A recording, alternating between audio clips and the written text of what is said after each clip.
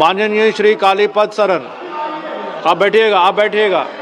Kalipada Saran According ji, to आप the बोलिए। last census, over 70 lakh people in India speak Santali, making the Santal community the third largest tribal group in the country. आप बैठिएगा, The community is predominantly concentrated across 7 states, including West Bengal.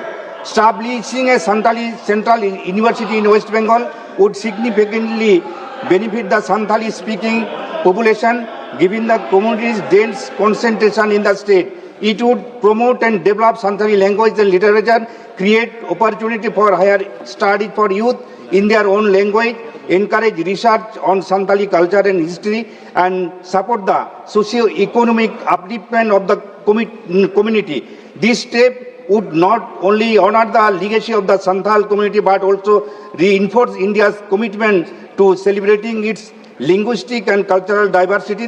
Therefore, I respectfully urge the Union government to establish a central university with Santali as the medium of instruction in the Jungle Mahal region of West Bengal. Thank you.